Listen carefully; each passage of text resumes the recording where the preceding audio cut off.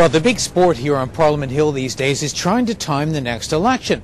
And it seems every day there's a different answer because every day we get another poll. The latest one shows the Conservatives up a few points over the Liberals, and that's got people thinking that Prime Minister Stephen Harper is going to engineer his government's defeat when we get back here in 2 weeks after the Easter Passover break. We're not sure how it's going to happen. It could well be on the Kyoto implementation bill that he'll allow his government to fall on a confidence vote and get us into an election. Now the question is, when is that going to happen?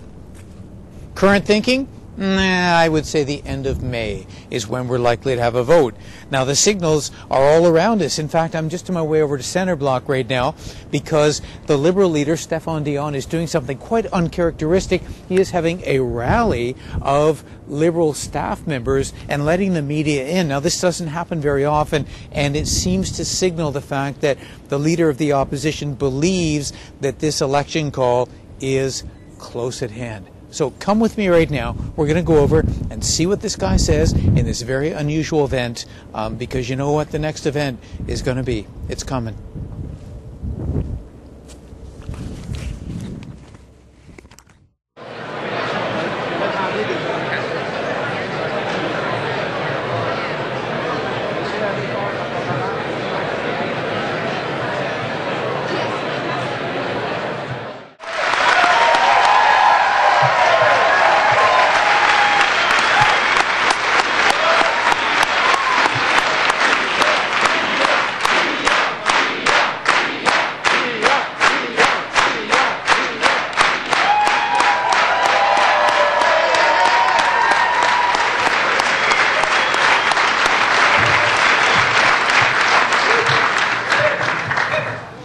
Bonjour tout le monde. Good morning, everyone. Bienvenue tout le monde. Welcome everybody to this celebration of the year. 1 year ago, your caucus took on a mission. Gave itself a mission that we would not wait, but that we would get to work. And we did. The caucus worked very hard all of last spring, throughout the summer, in the fall, winter, and we're here this morning to say to you, our leader, nous sommes ici pour vous dire, monsieur le leader. We're here to tell you, leader, that we are ready. The team is ready.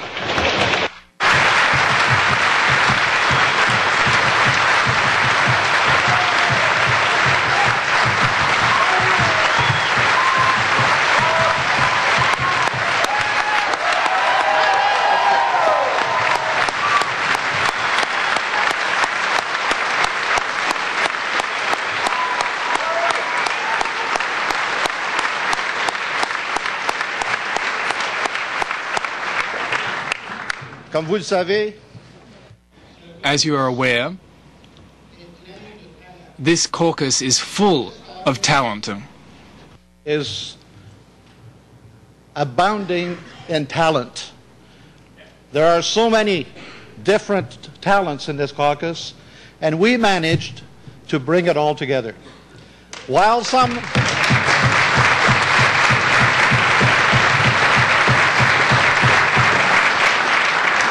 some were saying that we were a divided caucus, we just took it. While some were saying that we were going in all directions, we knew that it was coming together. And we worked quietly. I always like to say we worked like a duck. Above water, we tried to be very gracious. But underwater, we were working really hard.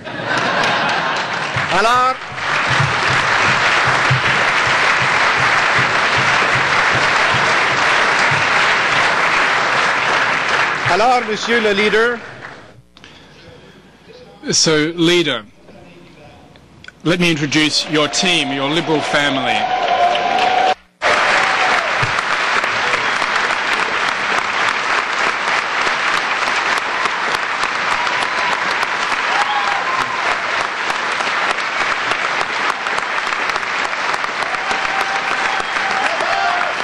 Merci. Thank you. Thank you.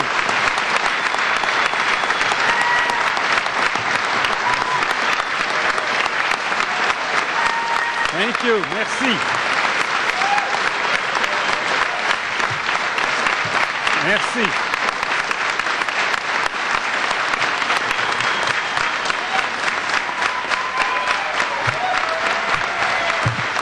Merci. Thank you.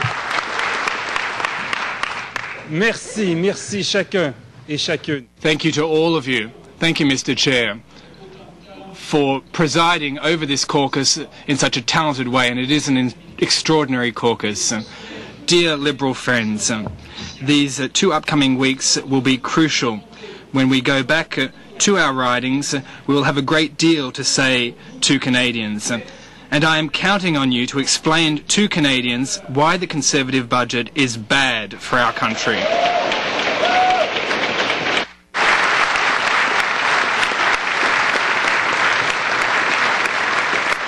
Laissez-moi aujourd'hui. Let me tell you today why this budget absolutely does not meet Canadians' priorities, and why, furthermore, it involves spending exorbitant amounts of money. Stephen Harper gave Canada clarity.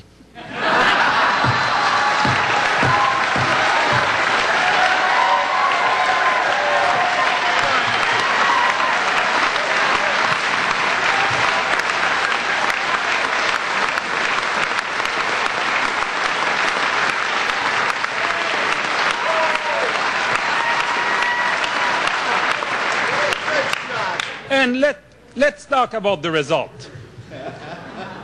Never before has a Canadian government done so little with so much.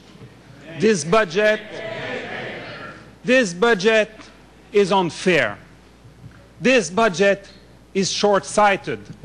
This budget is dishonest, and this budget is divisive. Start with this budget is unfair. Indeed, it does nothing for students. It does nothing for the poor. It does nothing for Aboriginals. It does nothing for single working mothers trying to make ends meet. Only people who make more than $35,000 per year can benefit from the conservative child benefit. Canadians' poorest families get nothing from this budget. Instead, this budget increases the gap between the haves and the have-nots. To quote the Calendar Institute, the worst part of this budget is what it lacks. Aucune mesure pour réduire la pauvreté. There is nothing to reduce child poverty. Nothing for preschools. No national childcare program.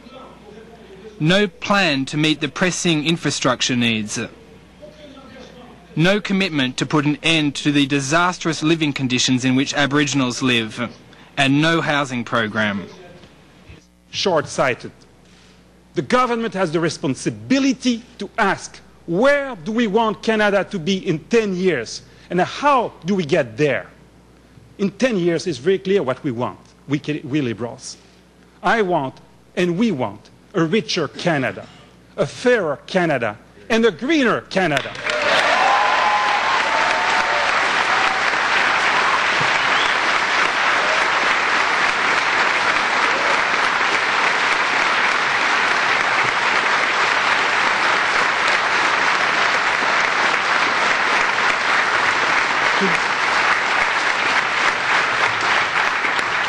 To get there, we need to invest in research, we need to invest in education, and we need broad-based tax cuts. This budget does none of that.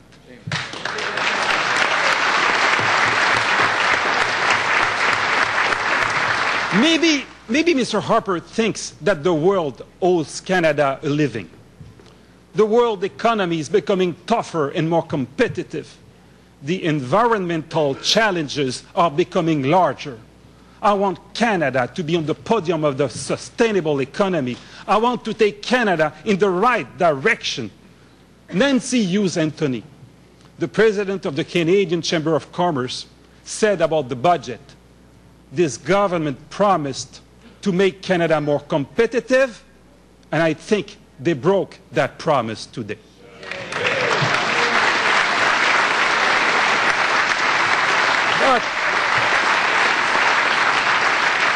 But the Conservatives broke more than one promise on Budget Day. Yes, this budget is dishonest. The Conservatives said they would hold the line on spending. Instead, Jim Flaherty is now the biggest spending finance minister in Canadian history. He has increased spending by $25 billion over 2 years, an increase that the Vancouver Board of Trade calls unsustainable. The Conservatives said they would help middle-class Canadians.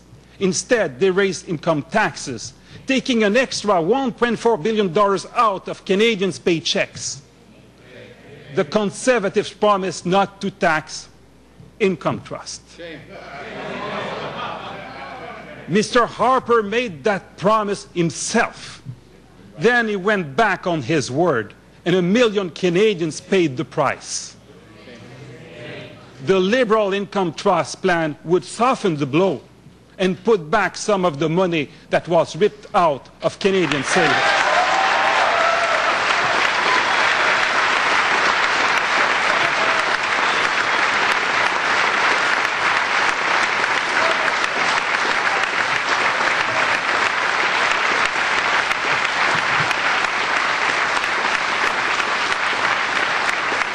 Ce budget. This budget divides Canadians. Jim Flaherty said in the House that the disputes over taxation between the provinces and the federal government were a thing of the past. It's over, he said. How could it be over with all these broken promises? Mr. Harper and Mr. Flaherty have wrapped themselves up in their pledge to correct the so-called fiscal imbalance. But they made sure they did not define it or put a dollar figure on it. They're now saying that the matter is dealt with, but that's not what the premiers are saying.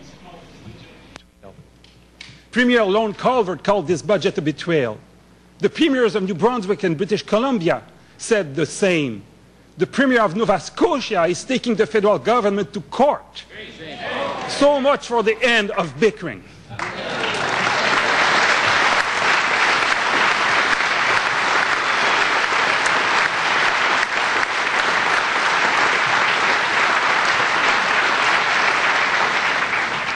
So, an unfair budget, a short-sighted budget, a dishonest budget, and a divisive budget. Never has a government done so little with so much. Canadians of every province deserve better than this government. Quant aux électeurs du Québec, on mérite mieux, nous aussi.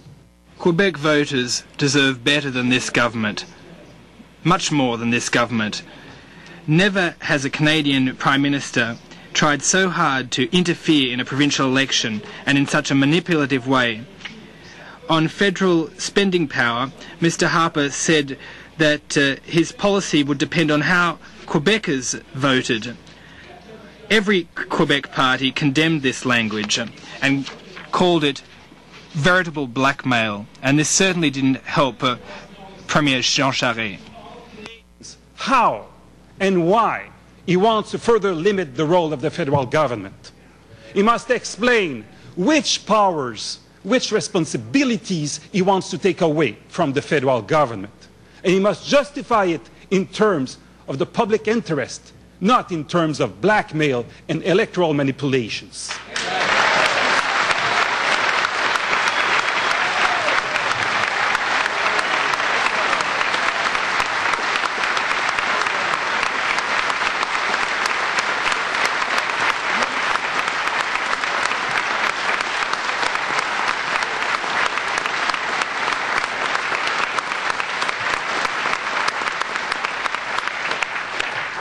Mr.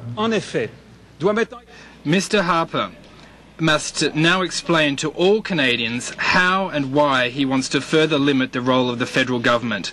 He must explain which powers, which responsibilities he wants to take away from the federal government, and he must justify it in terms of the public interest, not in terms of blackmail and electoral manipulations.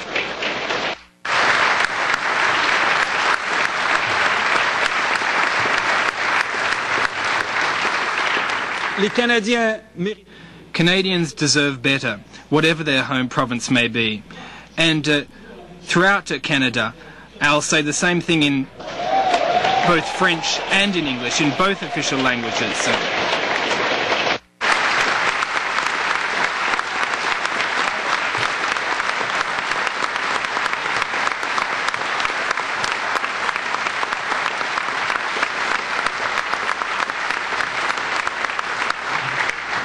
Et ce que j'ai à dire est très simple. What I have to say is very straightforward. We must work together. All Canadians must work together for a more prosperous, fairer and greener Canada. Another election. And we Liberals, we don't want an election. But the Prime Minister seems determined to force an election on Canadians. Millions of dollars spent on negative ads. Boot camp for conservative candidates. Sending a spy to follow me around the country. And now, a budget so discriminatory, it must have been written by a pollster.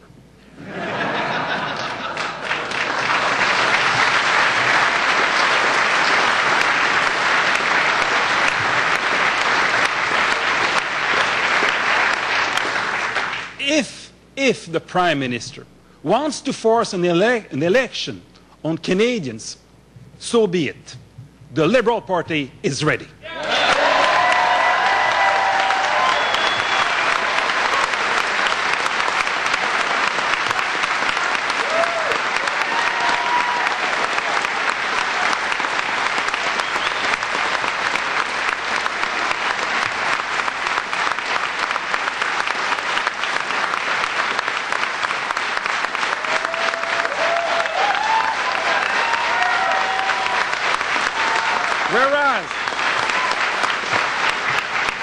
Whereas Stephen Harper tries to pick and choose which Canadians deserve help from their government, we are ready to fight for every Canadian.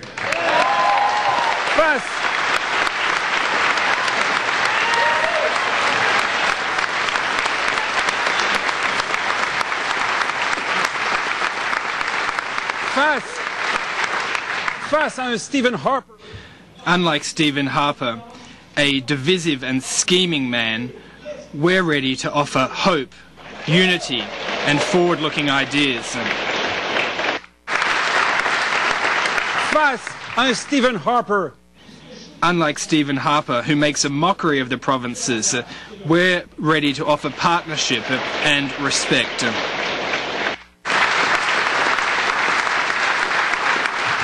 Whereas Stephen Harper focuses only on the next election, we're ready to offer a vision of success for the next generations.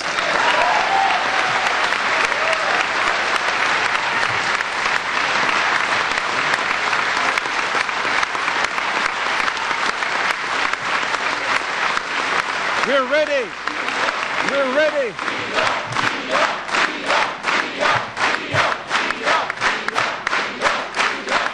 We're ready.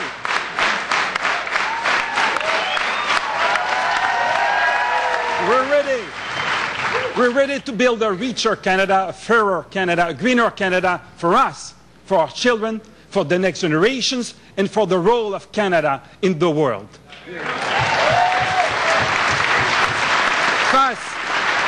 Face à un Stephen Harper qui...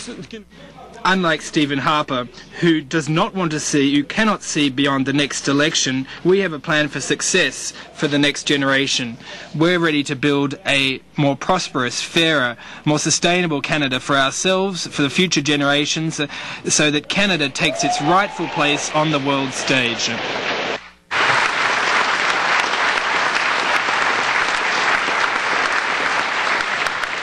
Maclean's magazine, written about this conservative budget, said that Canada's future prosperity remains a cause without a leader.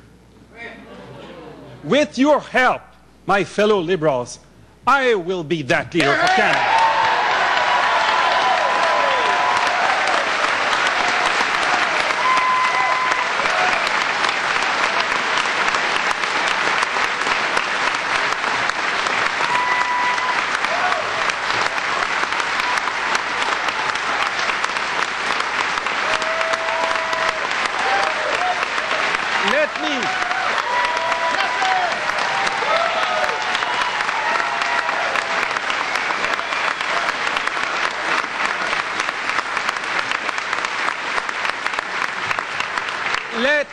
let me make one more point.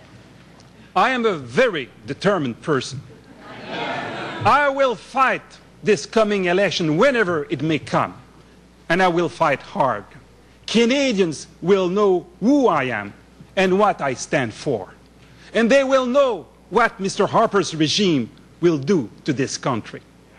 The smallness of ideology, the meanness of spirit, the inability to understand the enormity of Canada's future. Canadians deserve better. I count on you to bring our message to Canadians. We don't want an election. But if an election comes, it is an election we are going to win. Que nous allons gagner! That we are going to win. Merci. Merci beaucoup.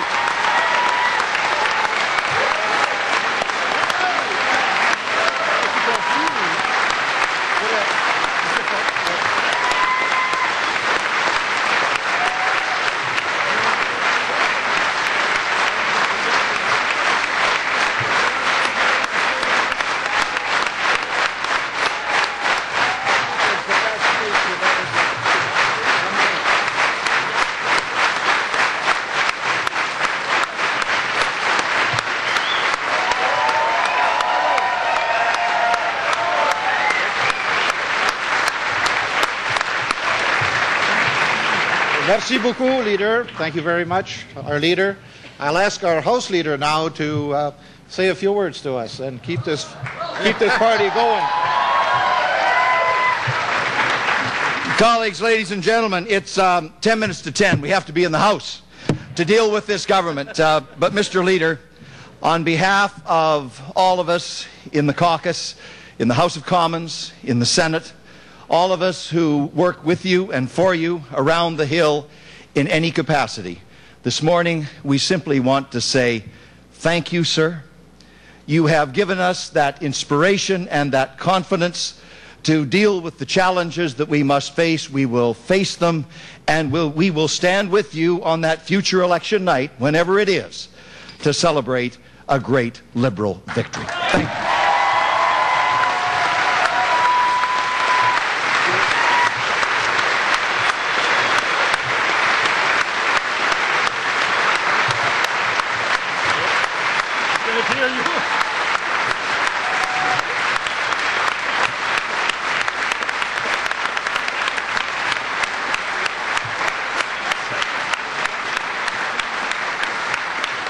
Thank you.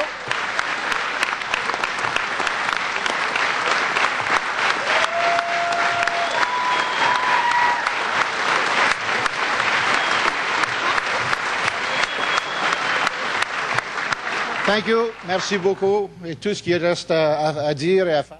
All that remains to be said is Happy Easter.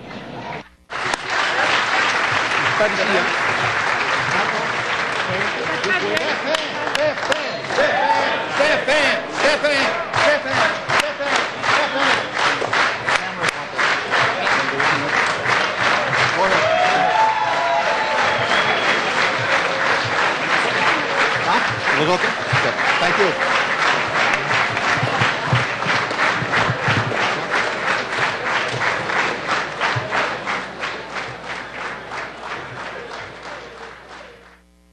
Any comments on the leader's speech this morning? Yes, as you saw in this room, there's a lot of energy and a lot of enthusiasm. Some of the media have been portraying us as a divided caucus, as not focused and not knowing where we're going. We knew all along that we were focused, we were working very hard, and we were able now, 1 year after, to bring everything together and offer it to our leader on a platter. And because of all that work and because of his work, we are ready for an election, although we're not anxious to have it now. There's no need to have an election. We just should get to work as a government. But we are ready, and Canadians will get to know us a lot better. Great speech. That's it. Mr. Dion's speech this morning? Well, only as a real classic speech. You know, you're reminded of Laurier, of some of the great orators that our party has had. And I think that history will reflect on Dion as another Laurier.